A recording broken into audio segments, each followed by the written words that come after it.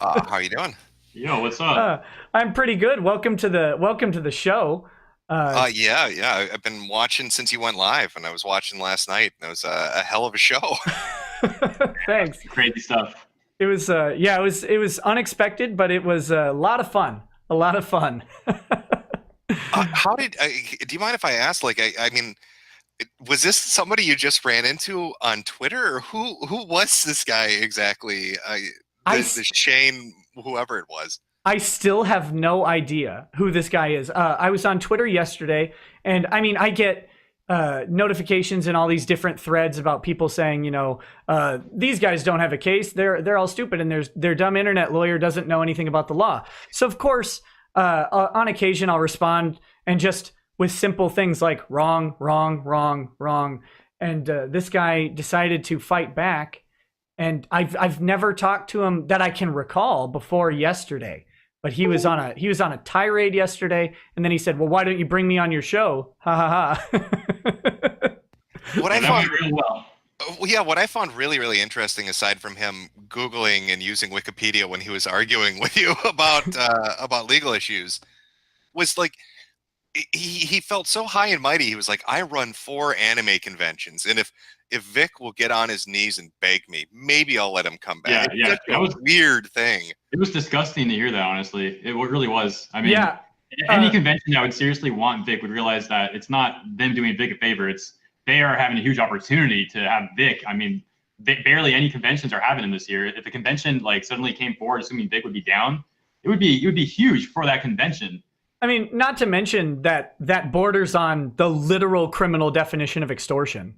I mean, there's that problem too. Like, well, if you do these things, I'll do this thing of value for you, Right. which is value also for him, of He was trying course. to get If him to sign contracts and whatnot. Huh? right, Well, was he trying to do like some weird reverse psychology? Like when I watched a stream last night and he was talking, and maybe I'm misremembering this, but I'm fairly certain this was what he was trying to get at. He kept saying things like, "Oh no, I'm a big Vic supporter. I'm in Vic's corner. You don't understand. Vic and I are best girlfriends. We have sleepovers together and braid each other's hair, and all of this stuff. And I'm going to send an email to him right now. Don't you worry. Right when this stream is over, and he's going to come to all 4 of my anime conventions." yeah, And then he's on Twitter today, basically, talking badly about Vic, talking badly about you, saying that he needs to, admit to all these horrendous things and be repentant. I mean, you trapped him really well last night when he walked right into it. He was like, "Well, Vic's basically got to, admit wrongdoing." Well, wrongdoing for what? "Oh, right. well, yeah, that's not important." Well, I thought you're a supporter. What are you talking about? Yeah, I don't. And when I mentioned what he's been accused of, he's like, "Look at how mean you are being to him." It's like that's not my accusations. Clearly, that's the accusations of people that have been going on for the past month, and some would argue longer than that. That's what they're saying, and yet here he is. Vic's best friend won't even name the specific thing he's supposed to apologize for, probably because he knows that he does not know Vic in any sort of way beyond he met him at a con. I mean, imagine if you met Vic in a hallway somewhere and thought, "I know him, he's my best friend." Like that's how embarrassingly sad that guy's Right, life is. it borders on creepy. Like, yeah, he was Oh yeah, acting like, "Oh, this guy signed an autograph for me once, so now we're best friends and I can talk on his behalf." And it was just really bizarre. it was creepy. Yeah, It is creepy that this guy is in charge of conventions, or at least somewhat has power in some. I mean, that's just horrible to think about. Well, And, and there's only one guy. I mean, there could be other people we don't even know that are just like that, also in other conventions. right, like, is he representative of what these people that are kind of coming down on Vic are and want him to do all these things and jump through all these hoops like some kind of trained poodle? Is that mindset this guy has? Is that prevalent among them all? Because it's really weird. I can tell you, I talked to someone who claims, and it's Twitter, man, so you never know, right? But this person claims to have been a longtime associate of that guy, of Shane or whatever, and working the convention circuit with him, organizing conventions himself. So he has what he says 15 to 20 years of professional contact with Shane, and he basically said that he is fully believes that Shane probably is talking to the anti-Vic voice actors, and and that they may have had some involvement in whatever was going on last night. Oh, I have no doubt. The way that guy acted, the way he went about the entire conversation, the things he said, he is 100% not on Vic's side. That's my take on it. The funniest thing, 100% not on his side. Funniest thing is when he said the chat was on his side, dude. Self-awareness has decreased. Yeah, like how the heck did you think? How did he get that idea? He must not have even looked at the chat. Like if he even glanced at it for a second, he would have known that was not the case. Right. I think he was talking about his Discord. I think he was looking at his Discord and like, no, they agree with me. Clearly, I'm winning this. He might have been. He definitely used the wrong technology, but he seemed disconnected from knowing what was going on that whole time. So that would actually make sense. And rumor has it, and I can't confirm this either, but rumor has it, his Discord was saying, "Shut up! You're doing this really poorly. You're doing terrible right now." Actually, by the way, why does he have a Discord? By the way, I don't think it's his. I think. Yeah, it must have been. Well, he's been trying to infiltrate the Rise and Bull Rangers, the Vic fan club. He's been courting / harassing the moderators. So here's this guy harassing who, by all accounts of everybody, the moderators of Vic's fan club are just underage girls that he has groomed. Right? So here's this guy. That's the accusation. I'm just trying to picture this dude trying to go deep cover and blend in. Like, I watched him last night. Oh, can somebody explain how do you do that to a chair physically? Like, he must be shitting himself at least 10 times daily to melt leather off a chair like that. Dude, you know what it is? He just doesn't get up. He probably just like rolls that thing to the bed and then just like slides off it, like you know what I mean, like every day. Can you? Well, you have to figure in the amount of soy milk that he drank on stream. That's probably factoring into the digestion a little bit. I love how he became a living stereotype with that. He was like, he's arguing with you and he's behaving like that, and then he's like, just a second, I want to make myself look better. I'm gonna go drink some soy milk and come back and argue with you. I'm gonna get up in my gym shorts and walk into my kitchen that I'm broadcasting from, bizarrely, and grab some soy milk. And also, there's a shoe on my cutting board. What is happening? Really? I not even noticed that. What the heck? But yeah, I don't know. But the guy said, the guy who was talking to me today said, he's known him for a long time. He's been like this for a long time, so he's not surprised in his position.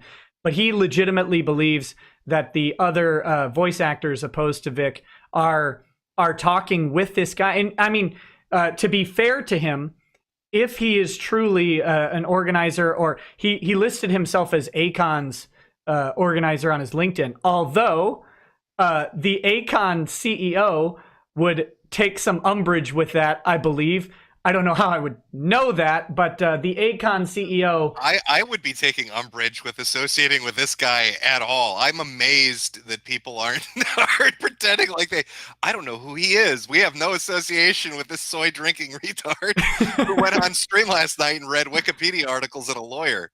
Yeah. That doesn't surprise me.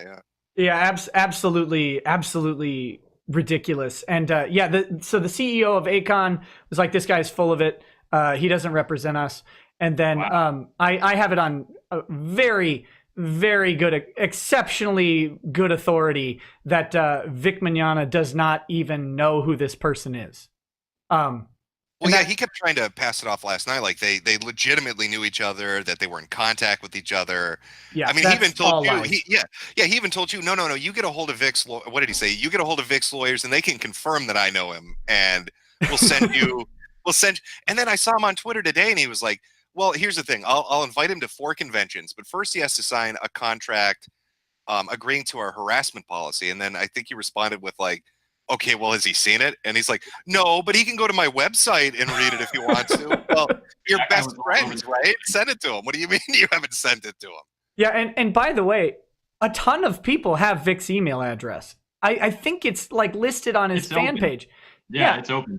Yeah, he could have found it on stream. He's talking about, I gotta redact it. It's like, I would have said it, but he was struggling so hard, and I didn't want to help him. It's like he was the kid in The Sims swimming in the pool, and you take the ladder out. But no, so yeah, he's obviously ridiculous. Although I do believe that he has some association with some of these people, that they thought they were going to get something out of yesterday. My theory is maybe they were thinking that I would, quote unquote, admit to knowing Vic's legal strategy and spill the beans or something like that, as if I'm just some Mary Sue runner. I don't even know if that's the right term. I think he was looking for like a soundbite. He was looking for like a gotcha moment where either you became unhinged and said something that he could be like, "Oh my God, look what this guy is saying," or he was looking for you to admit to knowing something that you're not supposed to know. Yeah. But he was so he kept lighting himself on fire that the only sound clip he would get is people laughing at him from the hour and a half of like the debacle that he put on. Do these people not realize that it's my job to argue with people who put people in jail for their entire lives? It's my job to argue with a judge who has the authority to put me in jail if my argument is bad or disrespectful, I should say, if I'm in contempt. And it's my job to argue with people. People pay me hundreds of dollars an hour to argue with other people who are paid hundreds of dollars an hour to argue. Like they think I'm going to slip up in their argument with some guy in a 15-year-old chair in a trailer. Like what is their plan here? Are they miscalculating? Yes, they're obviously miscalculating this badly on everything. If he really does have, like, if he's talking to other VAs, they really, if that's their best that they sent, oh man, they're in trouble. Yeah, they are. Yeah, that's not good. they're in for a bad time. I liked too last night how he was like, he almost said it when you were arguing with him. Oh yeah. When he wanted to, when he was going to say, he started saying alt, and then he stopped, and then it's like, bad people. I'm going to say bad people. It's completely different letters. I don't know how he jumped from where he was going to go. He tried spinning it. Then he was like, people that the alt right even wouldn't associate with. Yeah. Okay. So Jim, what's your theory on why he was afraid to say caters to the alt right? Because I mean, Bronx, of course, called me an alt-right lawyer. That worked out well for him. Other people have used the same thing. I mean, tons of people use this. I think it's pretty easy why, personally, but yeah. I mean, okay, so what's the thought on that? Like, why is he afraid to say the alt-right? I think he knew it would expose him as not a Vic supporter, even though everything, like, it was obvious he was not really a Vic supporter, but he kept trying to pretend like he was. So if he started using, like, throwing around alt-right, talking about the viewers and whatnot, then it would be like, oh yeah, you're definitely not a Vic supporter. I mean, this is like what the other side's doing constantly. They call us alt-right, they call us homophobic, they call us all kinds of stuff that we're not, Yeah, I'd agree with that take. And I think too, I like one of his big points last night was, you're like, well, how do we do this if you're not going to do a lawsuit? And he's like, well, we have to stop the Twitter wars. Yeah. So, like, I have this like feeling like he didn't want to, like he was trying to tiptoe. He wanted you to say stuff. He didn't want to say it because if he says it, then he exposes what he really is. But if he gets you to say it, then he can latch on and be like, well, you're not aligned with the real values of why we're here. You're not really fighting for Vic. You're fighting for the alt-right. You know what I mean? But if he brings it up, then you're like, what are you talking about? We're here to talk about, what's going on. And I don't understand why you're bringing that up. He was so close to messing that up. I bet that's when the Discord he was talking to turned on him. Yeah. Imagine unironically having the plan of getting Twitter people to stop fighting each other. That'll work. Yeah, just ask them nicely. Hey, please stop. Give it up. Let's be nice. Be there. Be there, guys. Be there. We just need to like Rodney King meme that guy all day. Like, can't we all just get along? Yeah, it's brilliant. Real quick, guys. I'll be right back in literally like a minute. Yeah, go ahead. Yeah, it was a brilliant strategy. I mean, listening to his bullet points examples of what to do. Well, first we need Vic to tell everybody he's a horrible rapist. then all we do is we stop the Twitter wars, and the next thing you know, he's working again. That's really all there is to it. It's a brilliant strategy come up for by the guy that runs 4 anime conventions. Right, like 4 weeks. Like 4 weeks and he's in. No big deal. Oh, and so you noticed that he said, I asked him, okay, what convention, where's the venue, what's the date? And he named a convention, but he said that they hadn't picked a venue or a date. Well, right on the convention's webpage is a venue and a date. Oh, yeah, I noticed he was like, yeah, he tried to he was really weird. Anytime you tried to ask him anything specific, he got really vague about any answer that he would give. So when he's mentioning all the conventions and stuff, you're like, oh, okay, well, when is that? And he's like, well, we don't know when we're going to do. Well, most anime conventions are pretty good about keeping the same date or generally the same time of year every year.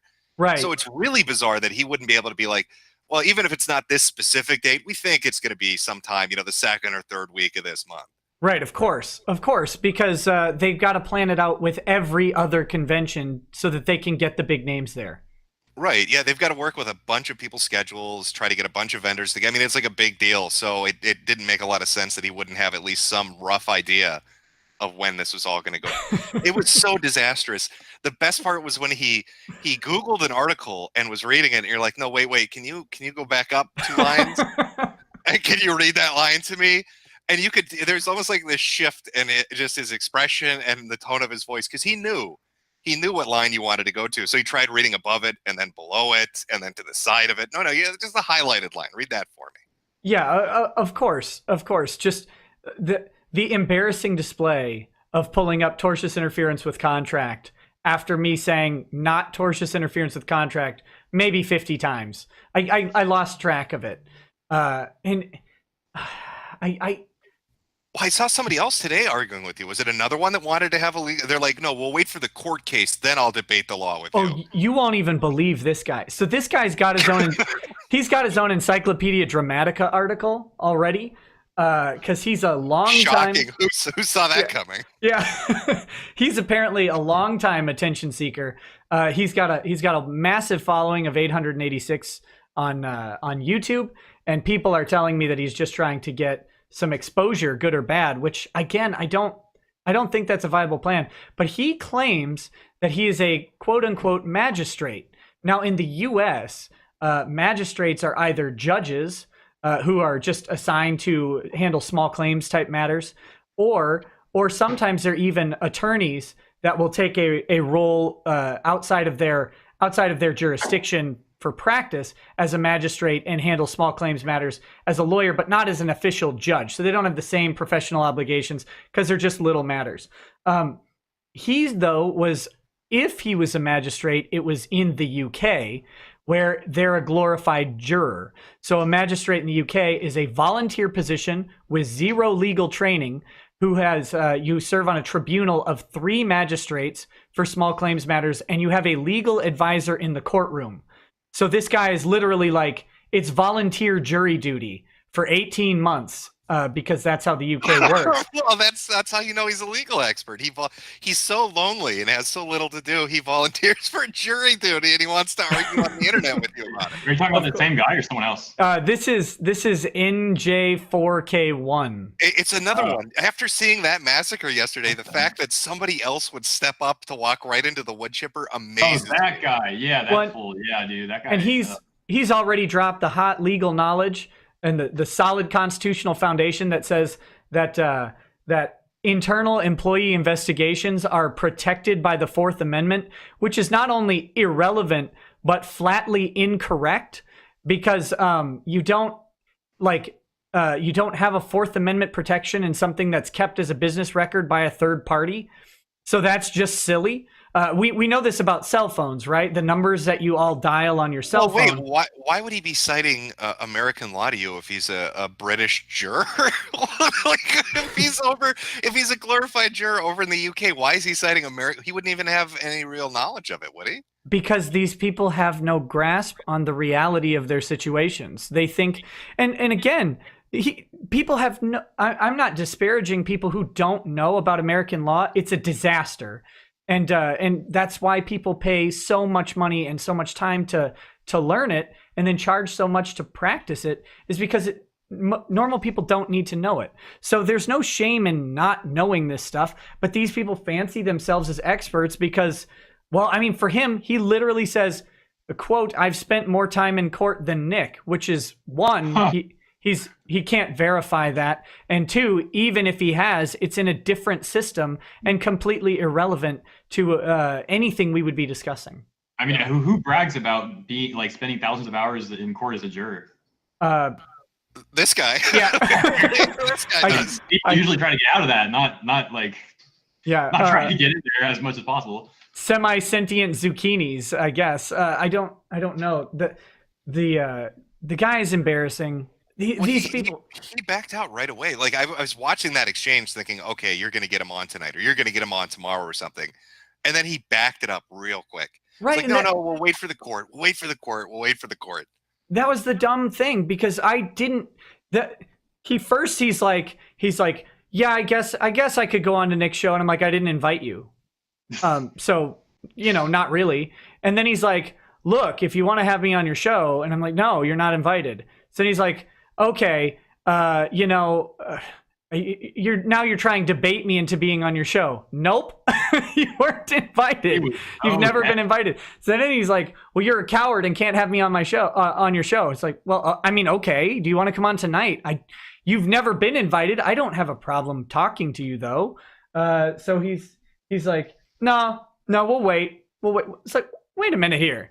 So you actually did invite him and he ended up not wanting to come on? Yeah, I mean, again, I had not invited him. He's talking about all this stuff. Someone else mentioned that maybe he would want to come on my show or something. I didn't even follow the origin that closely, but it's like, I don't know who you are. You're not even talking to me. At the very end of the discussion, it left off with you actually offering it though, right? And then he said, I said, how about tonight? Fine. And then he's like, well, no, it'll be when there's a court case. I don't want to discuss hypotheticals. It's like, well, Chat, these people are so strange. Really, it gives me a headache just trying to understand the logic, like from so many different people that are part of that other side. It's crazy. It's bizarre, isn't it? Like watching, I've just been, Really? I haven't been super invested in this, and I just started paying attention, especially last night, like after that showing, and reading through their Twitter accounts and the interactions and what they're saying and stuff. And it's just really, really, it's a very weird position they're taking. Mm-hmm. And watching, and it seems like there's a fairly good amount of them that keep trying to do the concern troll, almost like, oh, I'm really in his corner, but we need to get him to go to therapy classes. Like, what are you talking about? What the hell are you talking about? And everybody knows they're phonies, at least too. Did you see?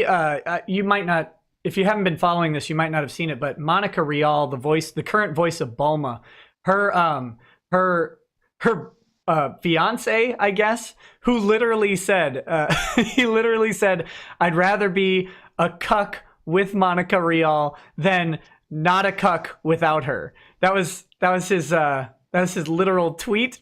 So you could tell where that guy's going. Dude, it's not, I don't know. This is my personal opinion, but when a guy's saying that 5 years from now, I don't see them still. I'll let you guys, you know what I mean? You know what I'm getting at? I mean, we'll see. I think it was during the 2016 election. I can't remember what account it was. I want to say the Reagan Battalion or something. It was a very anti-Trump group, right? Sure. And the cuck term was starting to kind of come into popularity, and they tried to own it basically in the same way that he was doing. Ooh. And they're like, we're proud to be called cucks. And that tweet stayed up for like 20 minutes before they realized how bad that was. And then they pulled it down and tried to act like they never said it. Like that we didn't tweet that out. That doesn't exist. Well, one proud cuckold has kept his firm pro-cuckery stance up on the internet this whole time. To his credit, Maddox still says there's nothing inherently wrong with being a cuckold. Unless you're called a cuckold in court documents. Then you sue the earth, right? Then you sue them. I love it. He puts out I wish that had gone to trial. He puts out a video saying there's nothing wrong with being a cuck. It's awesome. And then he sues because somebody calls him a cuck.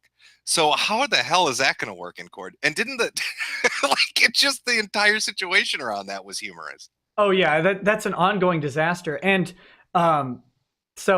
there's still a motion hearing for sanctions that's supposed to be scheduled. Last I heard, the judge Ramos, he retired, and so they got a new judge, and the judge was like, I thought this matter was ended.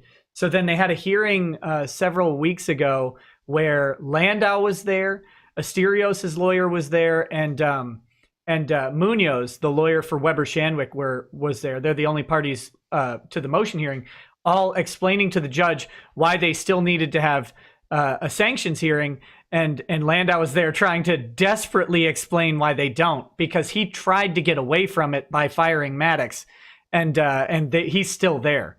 So Maddox may still have to fly to New York to have a sanctions hearing, and he'll be represented by the lawyer he has broken up with, which will be. But he won't actually be represented by him because it's in Landau's best interest to put the blame on Maddox. So it's and walk away from it. Yeah. right. It's still a disaster. I'm just waiting for the announcement of that hearing. It'll be so funny. I never understood why when he was choosing people to go after, because he went after Patreon directly, didn't he? Yep. He went after Patreon, Weber Shandwick, Dick's company. Well, it's the Patreon one that I love because they make enough money where they're not going to get a small time. You know what I mean? Like they're going to have legal representation that's not going to play games. Was this the situation with the guys that got deplatformed off Patreon? No. Do you want to explain who Maddox is to him? I mean, if it's Okay. a long story, don't even. But. No, it's okay. It's okay. Maddox back in the late 90s created a website called The Best Page in the Universe. It was massively successful. It was a satirical website. He wrote a couple books. The first book he wrote was very successful. It was called The Alphabet of Manliness. It's still a very, very funny book. And if you can find it at like a secondhand shop, it's worth the read. And then if you light it on fire and send a video to Dick, he'll send you a t-shirt. So it's also worth that. So that's Maddox's sort of history. Oh, and then he did another book called I'm Better Than Your Kids, which was an expansion of an article that he wrote that was very funny where he criticized children's art. But when he expanded that into a book, it turns out that it was only funny for one web page, not for, like a 100-page book. So that book tanked magnificently. And then they contracted him for a third book. And that book has done embarrassingly bad. That was called F***CK Whales. And it did not go well. But anyway, so he later would do a podcast with Dick Masterson, who wrote a book called Men Are Better Than Women. And the podcast was called The Biggest Problem in the Universe. Each week they would bring in a problem each and argue why it was a problem. And then the audience would crowdsource via an online voting system what is the biggest problem in the universe. And so they would be sure that they have different stance on it, or they would just Oh, one guy would take the opposite stance just for the sake of the debate. At first, no, and then at second, when Dick basically made it into a contest, which rankled Maddox so bad that he started changing the entire format of the show. But they would at first they would just give their position for why it was a big problem, but then it became a little bit more of an argument later, which was funny for the audience. So that show goes on for 2 years. And then they break up. Inexplicably, the show stops, and Dick does his own podcast, and Maddox does his own podcast. And people are asking, like, what the heck happened? Because this podcast is very successful, very popular. And Dick says, artistic differences. And then after a couple weeks, he basically says, Maddox ended it. And then people start wanting Maddox to tell the story, and they don't. And so then it devolves into a kind of a back and forth flame war.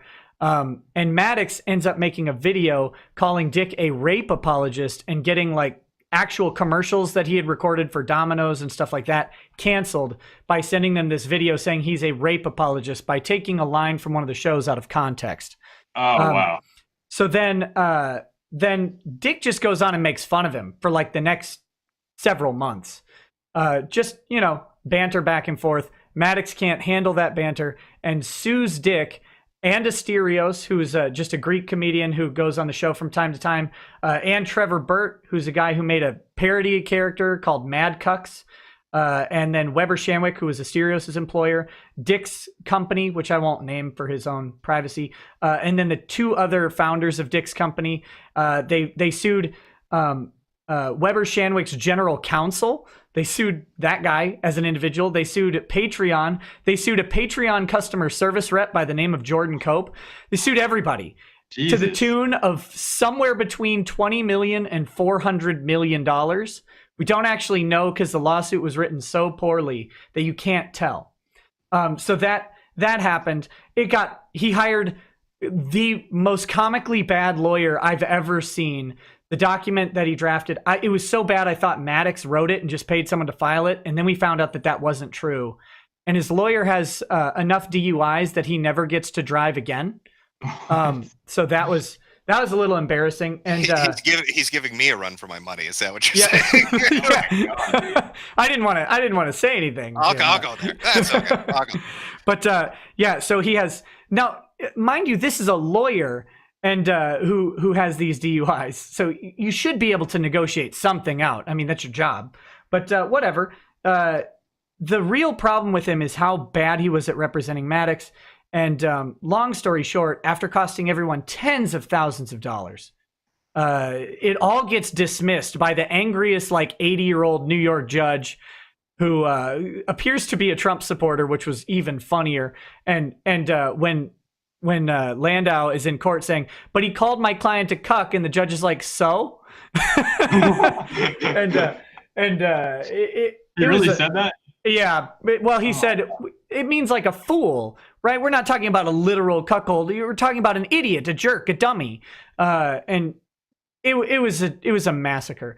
But Weber Shandwick, actually, like you mentioned, Patreon hiring lawyers.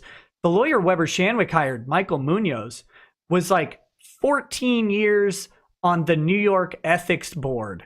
Like, he is the Boy Scout attorney, supercharged lawyer, a fantastic lawyer by all accounts. It was a mess, and Landau was completely ill prepared for it. Maddox should honestly be considering malpractice claims against him, because it was. Well, the thing I found most interesting about it, like they had a really popular show together, and then they break up. And I think a large component of why that lawsuit happened wasn't just that Dick was teasing him, which he had every right to do after the crap that Maddox was doing.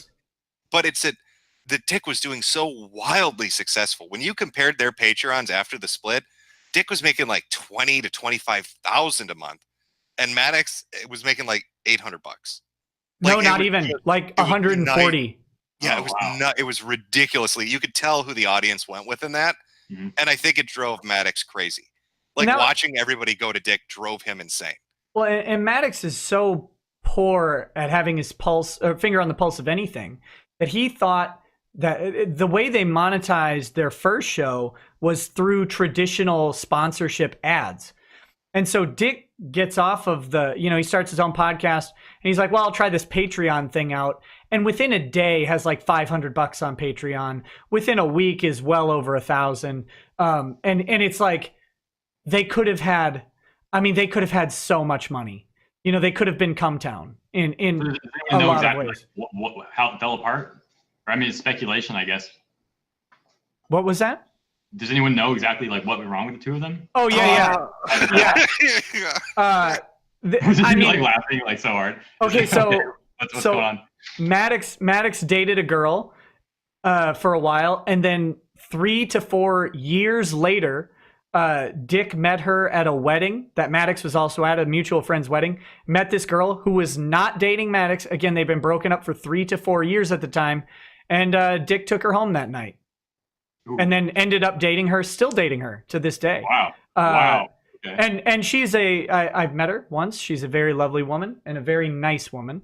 But yeah, so that was it. A scorned lover. That'll do it to some people. You have to check out, like, everybody should listen to Dick's show because it's very funny. But the story about all this and reading Maddox's like breakup letter that he that was fucking amazing in front of a live audience. That was one of my favorite moments.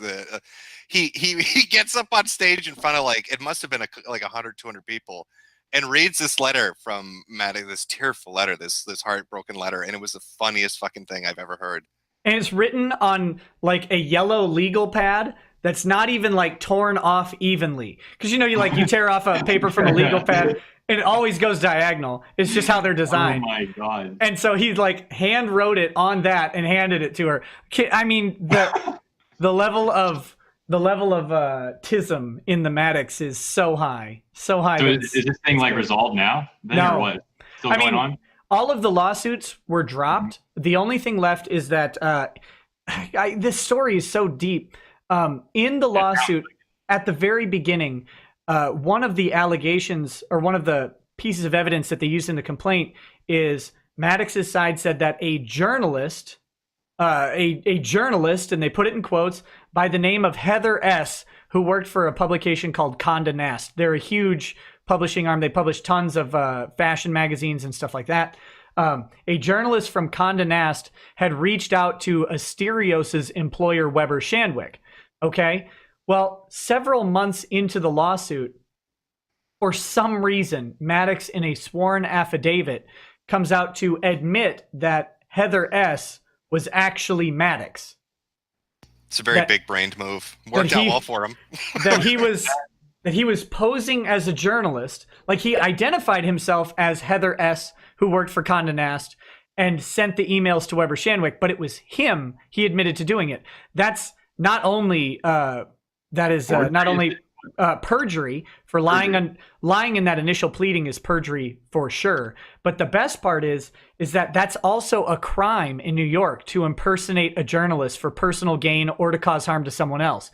And there is actually a Heather S. that works for Condé Nast. So it was this perfect storm of absolute nonsense.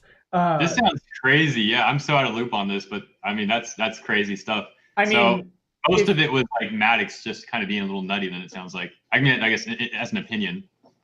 If you want to, I mean, deep lore on this, I went through every single document. It's all in a playlist called the Lawsuit Saga on my channel.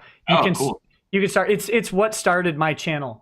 In the first place was wow. I was like, this document's so bad I'm gonna get drunk and read it to people and post it to the Facebook group. And is that how you started like the loss planning thing? Yeah, that's it. Big. All right, well, now I got the backstory. That's dope. Yep. So, that's dope. But anyway, man, that was a long tangent, but yeah. It just goes to show that the level of stupidity that people will go to for whatever reason, it's so much farther than you ever expect. And of course, Jim, you know this because you've been watching the internet for years and talking about it. But and especially with the majority, not all, but the majority of internet-based lawsuits like that, it usually ends up with somebody doing something really stupid and ruining it for themselves, or there's just no basis in reality for it. Or like, who files a lawsuit about this kind of stuff? Sues everybody, sues major companies.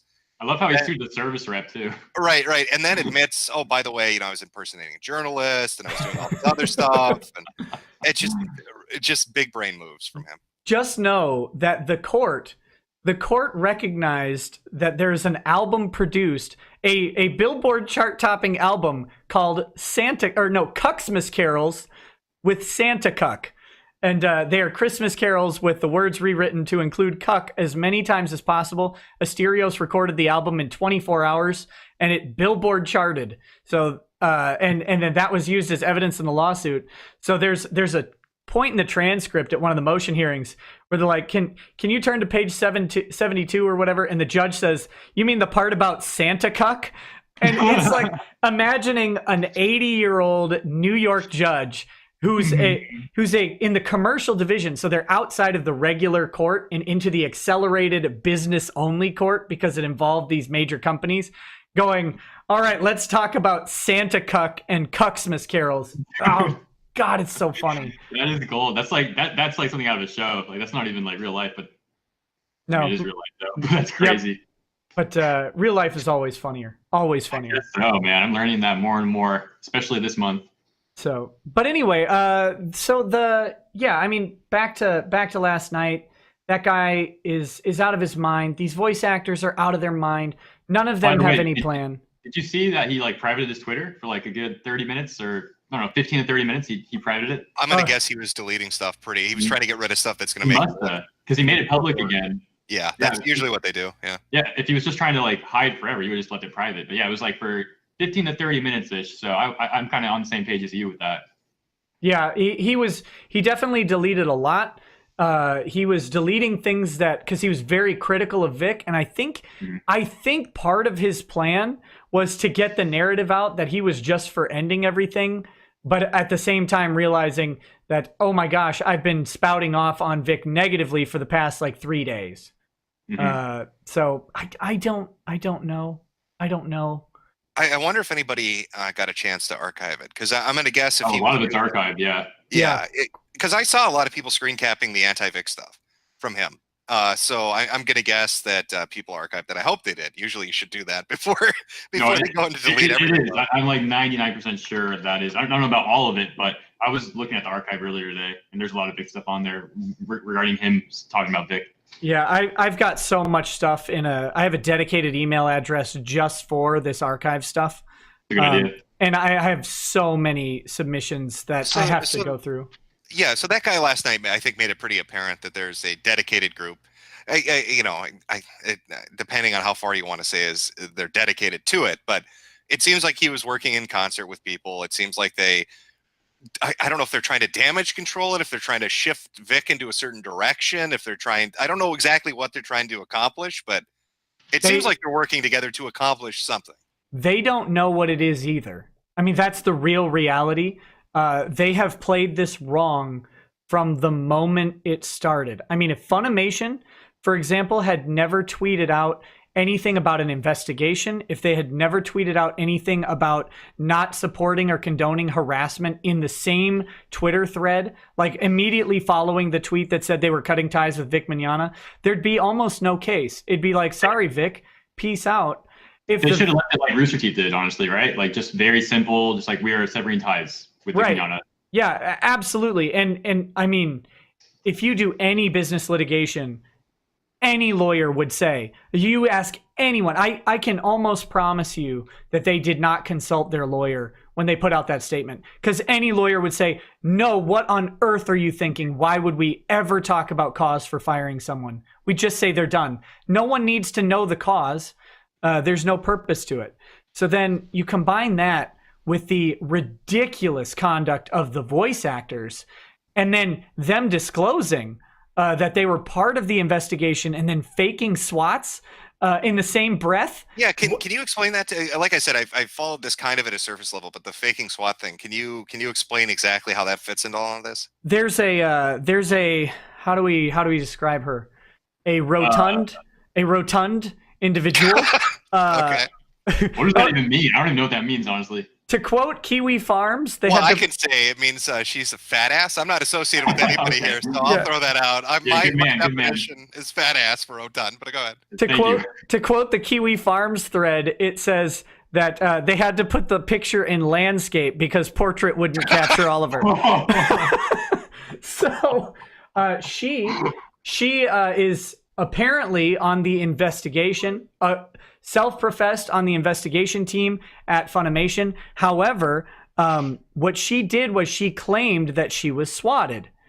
Just a couple days ago, claimed she was swatted. I can't remember was her this name. the woman on Facebook that posted a picture and it turned out it was from 3 or 4 years ago? Yeah, that's her exactly. Oh, okay, yeah, no, okay, all right. This is the same one. All right, I think I get where we're going. Okay. I mean, again, like you could just Google like shotgun doors, and of course, yeah, you know what cops always do? When cops are gonna bust down a door, they do a breaching round to the door handle, because that's how cops breach a home door. No, if you're getting swatted, pro tip, they're going to use a battering ram with 2 cops, and those guys are going to be covered. They're not going to use a breaching round, and you don't breaching round a door handle, you breaching round the hinges of the door. That's how you breach a door with a shotgun. But you don't actually do that to a civilian home because you don't know who's on the other side of the door. Yeah, honestly. Yeah, what I love the most is the way she said that, like, after the cops helped her fix the door. That does not happen. Like, dude, the cops don't help you fix the door after. This reminds. Didn't she blame it on Vic fans that did this? Of course. Yeah, of course. It reminds me of what happened to Elon Musk when journalists were getting really angry with him. There was a female journalist. I can't remember what outlet she wrote for, but she got into an argument with him on Twitter, and they were having responses back and forth. And he caught her in some kind of lie or something she was doing that wasn't really above board and made her look stupid. And so in retaliation for it, she went out and said, look at all the harassment I'm getting from Elon Musk fans. That was her response. It's the fans of his that are doing this, not my fault at all. It's always that's something that's been really prominent in these things. You know, with Comicsgate, it was Ethan Van Sciver's fans are attacking me, which is Ethan's fault because he controls them somehow. Diversity in Comics is fans are going after people because he has some sort of control and therefore some sort of responsibility, which is of course ludicrous. And that was actually in Maddox's lawsuit. The vast majority of things that Maddox accused Dick of were actually perpetrated by quote unquote fans of Dick, although no verification that they were actually Dick fans. The only time there would be merit in something like that, right, is if that person literally like had a call to action, like, and told those people to do that specific thing, right? In that case, that would be a different story. And maybe maybe like incitement is not this this thing that everybody thinks. Like if you just say we should kill all Irish people or whatever, that's incitement to violence. It's actually not. Incitement to violence is to target a specific person and have a reasonable belief that violence is imminently imminently going to occur to that person. So this goes back to Brandenburg versus Ohio, where the KKK is in downtown or in a park in Ohio saying, or in like Cleveland or whatever, saying that they should hang all the blacks. And they weren't using that term, obviously. They were using very unfriendly terms to YouTube. Right. But the Supreme Court's like, no, that's not actually incitement to violence, because it's a general statement setting out a political belief. As reprehensible as it may be, that's not actually incitement. Now, if there was a black guy there and they said, we need to hang that guy, different story. Right. But yeah, all the cases too, like with Musk, diversity in comics, and Vic, they're not even doing it. Like, not only are they not doing it and saying to their fans, go out and do terrible things or go out and mess with somebody, they're not even doing it in a playful way like O&A used to do, where they're like, oh, wink, wink, don't go to this, a newscaster's Facebook page and say terrible things. You know what I mean? Oh yeah. Right. Yeah, like they know what's being insinuated. Right, but nobody's doing that. That's the craziest thing. And I remember seeing this lady's Facebook post, and then I remember somebody finding the same picture on her Facebook With like the swatting? 3 or 4 years before that. Dude, what was she thinking? Like, didn't even make a different account to like at least try and hide it. No, oh my God. Literally the same Facebook account. Her name is even big, Samantha Inu Hart. Yeah. So that's who it was, because and again, this is someone who apparently Funimation says that they've made a hiring or firing decision based on her account, and within weeks of that happening, she's faking to the public a very serious thing. Like, again, if you're going to court against Funimation or any of these voice actors and they cite to the thing, you'd say, well, yeah, but they're willing to lie in public about a serious offense, an offense that has gotten someone killed in the last year, which is swatting. They're willing to do that. How credible are they? We can attack their credibility. And briefly, these big brains out on Twitter all think, for example, Jamie Markey and Monica Rial have said they've got 25 women willing to testify. They don't get to testify because what those women have said is irrelevant to what Monica Rial and Jamie Markey have said. So you don't get to just parade in a bunch of people to assassinate someone's character in court. You only get to do that on Twitter. You don't get to do that in court because she's trying to give it like her mob rule, like bring them into the court, like the same like kind of thing. Yeah, our justice system realized a long time ago that if you just have a brigade of people, that is not relevant to the issue at hand. It would only be relevant if you're challenging each of those people's statements. But if you've got 25 people to back up your claim, they're never going to testify. Ever. Maybe some of them will show up in deposition, and you know who they're going to depose because you get to pick the deposition. They're going to depose the dummy who decided to fake a swatting account, and they're going to have in deposition them saying, now, did you or did you not fake a swatting account on Twitter? Like, yeah, yeah, I did. Isn't it true? She actually did try to spin it off as like, did you hear her excuse by any chance? It was like, no. She said something along the lines of like, well, what did she say? She said, I really did get swatted, but I didn't want to use current pictures because it would leak my address. So I used old pictures. That's like paraphrase. That's what she was getting at. It's like basically what she said. Now, if I'm not mistaken, someone immediately contacted the whatever county she lived in, asked them for the swatting report, and they said there's been no SWAT team deployments. Well, obviously that police station must be Vic fans. There are more Vic fans that are covering up this tragic event. Right. Yeah. It's a disaster. None of these people have any plan. None of these people know what's going on, and they've all. I mean, you've got Monica Rial, I think, stating that she doesn't need a GoFundMe because Sony's lawyers are gonna. Sony's got billions of lawyers or whatever, and they're really good. And she was trying to talk shit on the people who donated to the GoFundMe. Right. She was like trying to talk shit on them and Vic, and like, you shouldn't take your fans much. Like, oh my god, these people are just going off. So is this turning into a PR thing? Like, I can't imagine. So they're talking about we've got 25 women that are they're going to say all this stuff. Is this just bluster? They want to get out there and say like, look how bad this guy is. We have 25 women that are willing to talk about it, knowing that that's not going to happen in court, but just wanting to get some kind of a PR spin out publicly about it before this advances farther. I guess, but it's weird because I think they're trying to save their convention appearances. In all honesty, at this point, that's what the voice actors have to be trying to do is, look, we know that if they win the narrative on this, that their convention appearances disappear. That might not bring Vic's back, but theirs is gone. Marty did lose one already, I believe, right? Yeah. Shockingly, if you say I want his head, I want his balls, to a very popular voice actor who has maintained his popularity in light of accusations of sexual assault, that they go, you know what, we don't want any of the drama here between these people, so we'll just cut you too. You're gone. That's where they are, and they're probably getting word from sponsors of these conventions who are like, we don't want this. We don't want this. We want people to come and spend money on little figurines. And anime DVDs.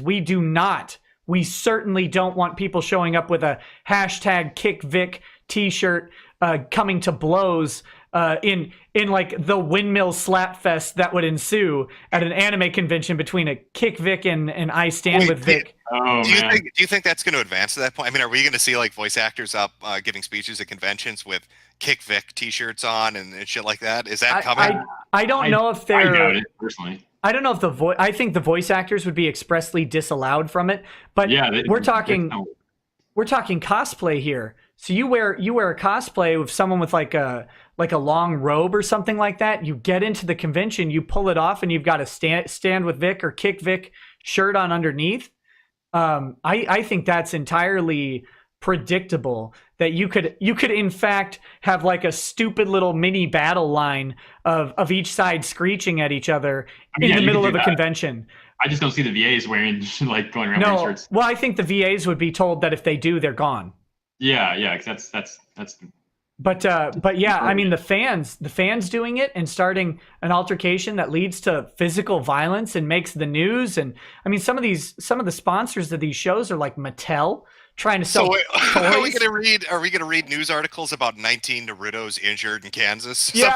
Something like that? And I do think it will be like that too. Like a lot of people are going to cosplay Vic characters like more intentionally. Like maybe not wear the shirt and everything, but I wouldn't be surprised if more people are like cosplaying like Ed and Crow and people like some of the cons that are still supporting Vic are giving free admission to people who show up as Vic characters. I heard about that. Yeah, that's awesome.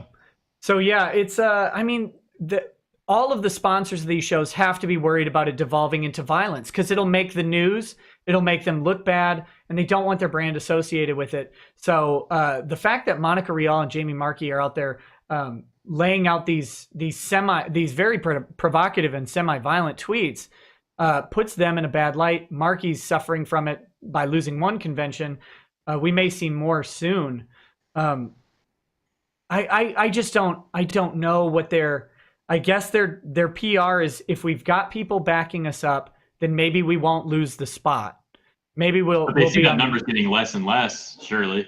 I mean, the fact that Funimation announced Vic's firing. Funimation's got a Twitter account of 760,000 followers, and they got like 20,000 likes on that. That's not strong support, especially considering Vic's announcement that he was lawyering up and there was a GoFundMe got something like 17 or 18K. And he has 100,000 subscribers.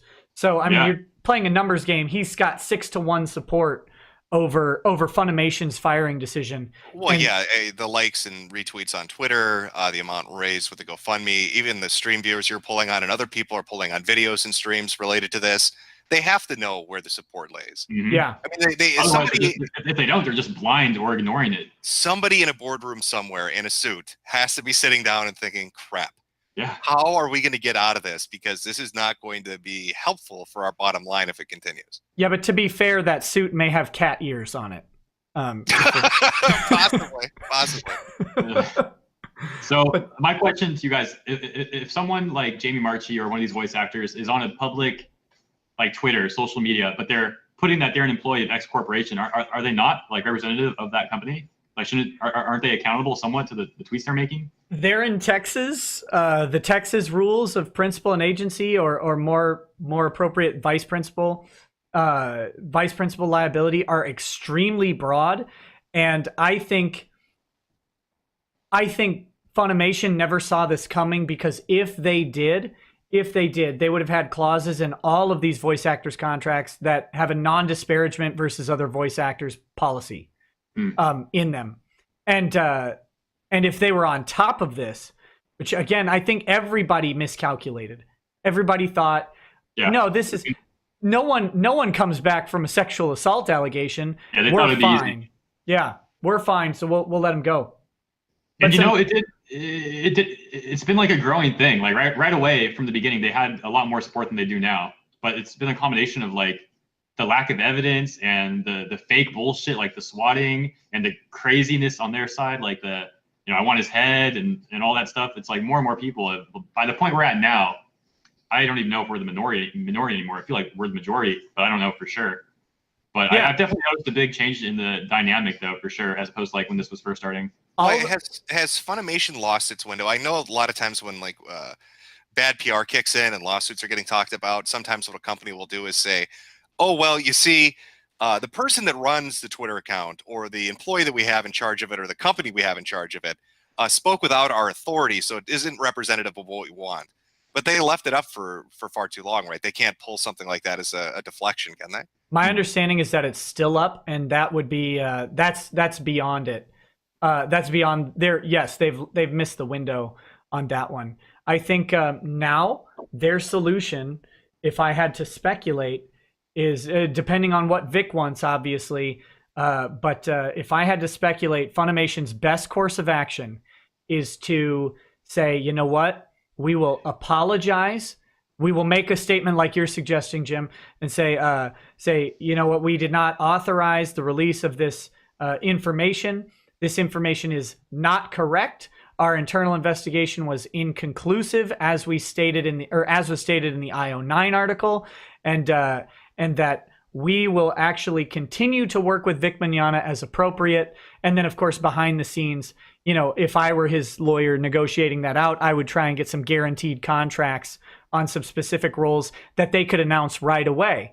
Because to be brutally, like the Shannon, the man named Shannon from Rooster Teeth, who's tweeting today, he's like, well, how does he come back from this? What are they going to do? Are they going to undo the past? It's like, well, you know what? If the corporate entities, if Rooster Teeth and Funimation are willing to step back and say, you know what? These voice actors don't speak for us. We don't agree with their assessment.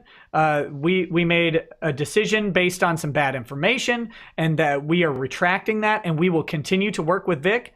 If Funimation does that, if Rooster Teeth does that, then Vic's back at conventions in 12 months or less. Because but what about the conventions he lost this year? I don't know that there's coming back for most of those. Maybe some by the end of the year. It'd be hard to say. Well, I mean, is there still? Would you say there's still a potential like litigation then for those? Oh yeah, lawsuits? Yeah. I would say there's litigation for any of them potentially. But what's gonna matter, and this is what these people don't understand, is that any lawsuit that they bring, they can, if they find just a smidge of evidence, they can depose and include as part of discovery subpoena requests for communications between any of these conventions and any of the voice actors or any of the corporate entities or anything like that.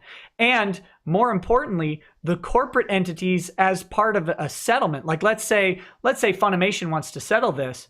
Part of that settlement might be, yeah, we'll actually, as long as you promise not to disclose it, we'll give you all of the communications we've had with any convention host, with any voice actor, with any other contractor. We'll give all of that to you to make your job in discovery easier going forward. Because Just Didn't something similar to this happen in Comicsgate? I can't remember if it was Ethan or somebody else. They were going to have a comic published, and somebody in the business contacted the publisher and got it so they wouldn't do that. Because they were yes, talking about yeah. they were talking about how they basically said on Twitter we want to do it, but we can't because we've been told if we do.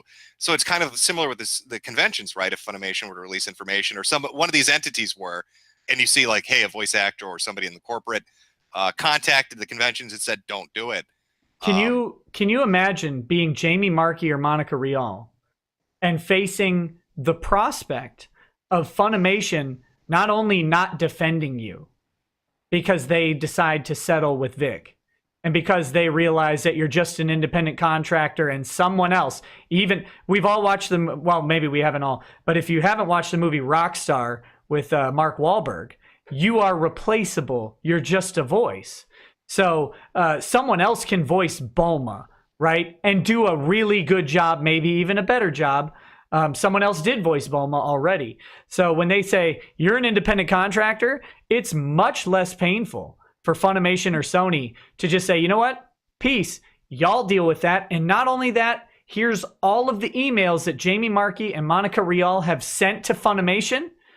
And let's just see what happens to that defamation case when all of those emails you thought were private suddenly are in the hands of Vic's attorneys. I see. Yeah, I mean, that's interesting. And that could be, that I have no idea. I know that Vic's attorneys have been working on this already, which means that those settlement talks could already be happening. They could be scheduled for the next couple days. They could be a week out. We could see movement on that really quickly. That would remove hypothetically, if they were going after like all the big guys, Sony, Rooster Teeth, Funimation, all of them, that would if they all did that sort of thing, that would remove Sony, Funimation, and Rooster Teeth from. Yeah, if you're taking the position of let's say I decide I'm representing Sony, but it wouldn't remove the VAs and people like maybe A&N and all those guys. They would still be at risk now. Yeah, if I'm let's say I'm Evan Stone. Not porn Evan Stone, but lawyer Evan Stone representing Funimation. And I say, you know what? My duty, because everybody gets this wrong, the duty of the corporate lawyer is to the corporate entity, not to the board members, not to the CEO, not to the chairman, not to anybody else, but the corporate entity. My duty to protect Funimation says that if I can get out of this by issuing a apology, a retraction, disavowing these independent contractors speaking outside of the will of Funimation, admitting that they went off of information that turned out to be credibly dubious. They can do all of that very publicly and say, we're welcoming Vic back onto the team, and those people will deal with what comes to them. I mean, if I'm Funimation's attorney and that's the option on the table, I take it 10 times out of 10. What does Funimation have to gain from? I know what the voice actors have to gain from dragging Vic. What does Funimation have to gain from dragging Vic? Absolutely zero. They've got to have been watching the metrics as we were talking about before. Yeah. They've got to say, not only was this not super popular opinion is swaying against us. And I don't know if you've seen this, Jim, but Funimation's unsubscribe button for their paid service broke. Really, from the amount of people using it. No, well, I mean, they're just hard to say if you're sure what happens. Well, what I'm curious about is, I mean, it's one thing to speculate on which way they're going to go on this, but it just feels like with the amount of time that's passed, do you think it's part of their corporate culture to back something like this? I mean, it seems suicidal, but maybe this company is run by people that aren't the most intelligent. Here's what I'm going to say, from what I've heard, and I have good sources on this. The Japanese have a huge amount of influence in what's going on at Funimation. Dragon Ball Z Broly, or Dragon Ball Broly is Super Broly or whatever, that movie is one of the best performing, if it's not the best performing US release anime, I don't know what is. It did 30 million domestically, 100 million overseas, or when you combine them, which is huge. And that 30 million comes entirely from the dub, pretty much, from Funimation. They have massive amounts of control. They have influence over casting decisions. And we're talking Toriyama, the creator of Dragon Ball, and Toei Entertainment, the owners of the Dragon Ball IP. They have influence over this stuff. And do we think Japan really care. Like, Japan is not a bastion of catering or pandering to Western sensibilities. Like, they tend to still have girls with giant anime titties running around, right? Thank Like, God. so if Japan is run on dollars, period, or yen, as it were. They don't care about this. If they start seeing, and the voice actors out there should probably take note that if Toriyama and Toei look at this and they go, well, I mean, Funimation's gone. Like, Funimation has destroyed the Dragon Ball brand. We'll bring any other studio on. And, you know, they didn't hesitate to recast the Japanese cast for Dragon Ball Super. They would not hesitate. Bulma, Vegeta, all of them are very expendable. I mean, they especially when a lot of those gays have hurt now their reputation. Now they're even more expendable. Yeah, I mean, I could do a Piccolo and a Vegeta in a pinch. They can certainly find someone better than me to do it, and find an equal replacement to Chris Sabat. The fact that they're contracting with Funimation is not a security blanket for Funimation. If they start interfering with the Japanese's money, they're gone. They're gone in a heartbeat. Why would they keep them? Who cares that Sony bought them? It's Sony America that bought them, not Sony Japan. Do you think there's pressure coming from the East right now? Do you think that they're starting to notice this more as it continues onward and picks up momentum? Yeah, I think every single minute that this is loud and that people start saying, like, if I put on my tinfoil hat, right, that button didn't break. The unsubscribe button didn't break. The unsubscribe button was disabled by Funimation because they were hemorrhaging money. And yeah, that's what I was gonna say. They're my understanding is that they run on a pretty thin margin already. And if we're talking that they're hemorrhaging money where they're facing next month or the next month, maybe we don't make payroll if we keep losing subscribers. Tell you what, we'll disable this unsubscribe button by accident for a couple days. People will complain, but you know what? By the time we come back, think about it this way. What if that unsubscribe button was disabled moments after the lawyer for Vic contacted Funimation? Let's say that happened. Let's say that, or maybe even it wasn't that. Maybe even it was just moments after they heard that Vic was lawyering up and that Funimation was on the potential chopping block there. Let's say they disabled that unsubscribe button and said, look, part of our corporate strategy is we weather the bad PR of the unsubscribe button because we know that the favorable PR of having Vic back will be better than having to to get someone to resubscribe is to just delay their ability to unsubscribe until we've resolved this. If that's their plan, and I mean, this would never, ever come to surface, but if that's their plan, then they preserve subscribers. They release the information that Vic is back on board. The people who are like, you know what, screw Funimation are like, wait a minute. Okay, so Funimation got duped by a bunch of blue hairs. I'm okay with that. I'll stick, if they're going to stick with Vic, then I will stick with Funimation, and they don't have to recourt those subscribers. That is a brilliant plan. And that's a good point too, because the people that would have unsub might have found an alternative source, you know, a different website or something that they like more. So even if they did bring Vic on at that point, they might still not even subscribe back because they have a new service they're using that they like. Right. It's always easier to keep someone than to get their business back. Well, how many VAs, and again, like I said, surface level, but do you think there's some kind of weird collective blue hair bargaining behind the scenes? Do you think that they tried approaching Funimation? They're like, you need to kick him and you need to keep him kicked. Otherwise, we're just all going to walk. I think that's very possible, personally. Let me tell you what happened. I'll just tell you what my sources tell me. They tried to get Vic kicked on the sexual assault allegations, and as according to the IO9 article, the investigation came back inconclusive. They tried to do it before Broly was cast. When they heard Broly was being cast, they're like, you know what? We don't want Vic. Use the Japanese recast. And this is getting very specific. Use the Japanese recast as an excuse to recast Vic. And they said, no, Vic is like the most popular American voice actor. He's got the biggest fan draw at these conventions. He's great. We're going to keep him because he's been the voice of Broly for 20 years. Then Broly comes out, is super successful. Then let's say they come out and they say, you know what?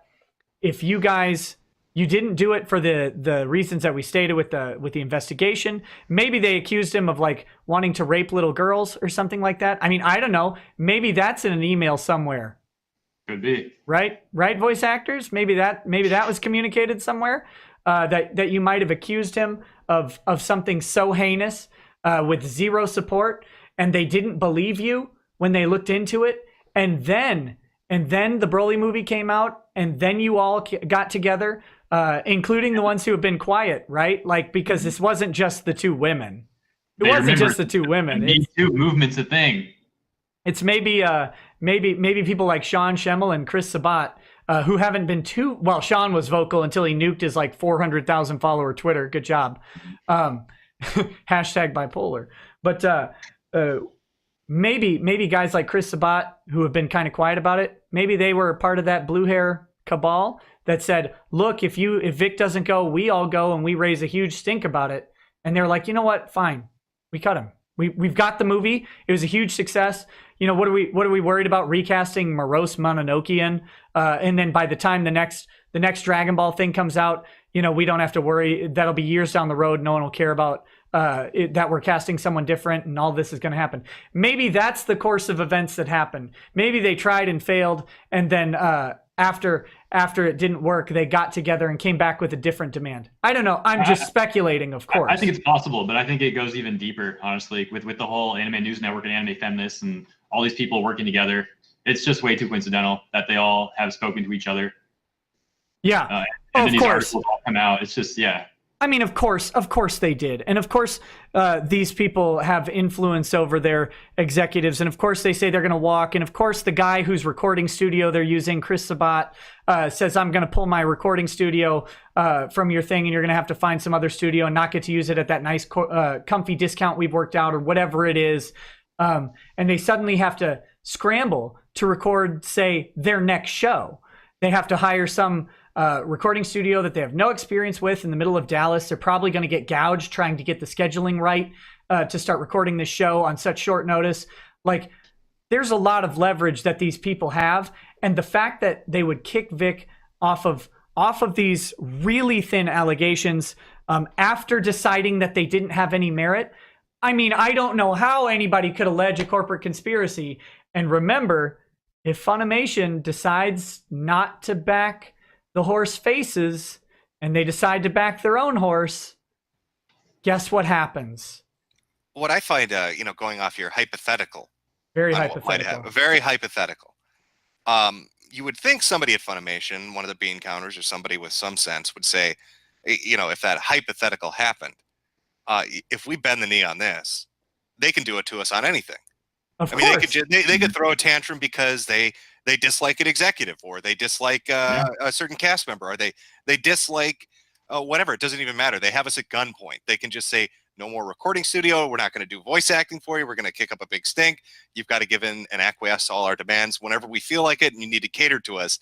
And there's nothing worse than having a group of people that overreact to something that's not a big deal, or overreact to something that isn't even there, making demands on your company over and over again. Yeah, you'd think somebody high up would say, we don't really want to be in this situation. This is kind of suicidal from a business point of view. Yeah, I mean, why would you hold yourself hostage to irrational people in business? It makes no sense. Of course, they're going to want to get rid of this this image, and to the men involved in this. That is the funniest thing to me. You think, I mean, Vic thought these people were his friends up until the moment. Yeah, they acted like friends up, as recently as December and January. They're in pictures, hugging and tickling and laughing and smiling. It's a month and a half ago. It's amazing to think how recently this was. Yeah. To the men who sided with the women on this, you think you're not on the chopping block? You think You think the next time that you have a casting decision and you don't cast that lady, you think you're not next? I mean, do you honestly think that you've never hugged someone and made them uncomfortable? I mean, I've seen you guys. I know that if you hugged me, I would be spraying you with Raid immediately. So you think that there are already hundreds of pictures of these guys doing the exact same thing Vic is doing, hugging fans very tightly, face to face, kissing them, hugging them around the waist from behind, stuff like that. Of course, they all act like this, and these cucks think that the women will be on their side when they find out that they have all of the power merely by saying this happened. What are you thinking? What are you thinking? You should have, and I'm not saying they should come out and like verbally knife their women's friends, but maybe just say, you know what, like, is this the way we want to go about it? Like, is this honestly our plan here? Maybe we could take a long game and get him slowly removed and let the Twitter backlash against him or whatever, see how that plays out. But no, they couldn't do that. They couldn't wait. And these guys jumped in to support them behind the scenes or in front of the scenes. And it's embarrassing. It's absolutely embarrassing to think that they won't. Everybody thinks that they're not next on the Me Too chopping block, but you're all next, including the ladies. You're next too, because it's okay to be an elbow in 2019. You're all gonna get lined up one by one. There's only gonna be one VA standing at the end of this contest. It's a mess. It's a freaking mess. Yeah, all you need is that guy from Police Academy. He could do all the voices and sound effects. Why are we hiring all these different people? Problem solved. Yeah, let's fire the whole staff and just go with this one dude. He was great in those movies. Yeah, it's I mean, but again, that's how these things always go. When you are supporting a cutthroat corporate culture, you're supporting the next person cutting your throat when you step out of line. What I wonder the most is how much of the upper management behind the scenes like follows the same agenda, and how many of them really actually care about the monetary standpoint for the shareholders and all that. Yeah, that's what I want to know. I want to know what the corporate culture is at that company, because I really don't have any clue. It could be staffed by soy latte drinking, skinny jean wearing, live pod having, super me tooing executives. Or it could be a dude that's just like money is all I care about. So yeah, I mean, well, it's interesting. Up until what, a month ago, the CEO was Jen Fuguyama or something. Yeah, about a month ago. Yeah. Yeah, and he's like a conservative Christian Japanese guy, right? Like, is that? I forget if his religion, his beliefs personally, but I know he was has some ties with what's his name? I think Ron. I'm trying to remember. I made a video on this a few days ago. And I already forget. I literally forget right now. Hold up. There's so much information, but I believe that, you know, until he was removed as CEO, the corporate Rick Santorum. That's what I'm looking for. Oh yeah, he's like buddies with Rick Santorum. They're like neighbors or something. A new company called Echo Light Studios. Yeah. So up until a month ago, you're talking that the CEO of Funimation is friends with one of the most conservative Christian congressman that's identifiable, that has any notoriety, and was a like hardcore conservative Christian candidate for president in the past 2 elections. That friends and neighbors with Rick Santorum. Very interesting. Yeah, so I think maybe there was a move to get him out. I of course can't know what happened there, but the idea, again, of like creating, why would you ever want to create an environment where someone's baseless accusation has the power to end your job? It's all of these people are one-step thinkers. Over and over and over again, it shows they're one-step thinkers. And if they had thought through any of this, they would have realized that this wasn't the way. It wasn't the way to do it. Well, it's fascinating to watch. Like I said, I kind of knew what was going on. I've heard bits and pieces. I got more interested, especially after seeing kind of that side's support from last night was really eye-opening, I guess. I don't know what they're dealing with. I have to jet. I've got my own show to do in the mornings. I got my full time to watch. Where can people find you, Jim? On YouTube at Mundane Matt. all the hottest videos you could ever want to watch and the best live streams that have ever existed. But It was embarrassing when you cried. I know. I was so emotional about that button. What could I do? But no, thanks for having me on, guys. I enjoyed talking about it. Hey, it was a pleasure, man. I really hope I hope somebody in corporate just puts the brakes on. Put the brakes on. You know this is going to end in disaster. You know it. It's going to fuck with your money. Don't let these people fuck with your money. I'm shocked they haven't at least stopped them from like posting all the stuff that they're still posting on social media. At least doing that makes sense. I can't believe they haven't even done that. Or fire them. Yeah, right. Especially if your company is in a tenuous position where you're almost living month to month as far as finances go. This is just not a brilliant decision. But take it easy, please. For the love of God, get more people like Shane on. I will try. So entertaining. I want to see more of these people. I want to watch you tear them apart. That's great stuff. Okay, sounds good, buddy. And let me know when you want to do that 40K stream. I get calls for it every day. Yeah, I will set that up with you. I'm looking forward to it. I've been reading a shit ton of Warhammer 40K stuff. I got a bunch of omnibuses, so I've been really good stuff. I didn't expect it to be as good a read as it was, but it's good stuff. Yeah, man. I look forward to it too. All right, take it easy, guys.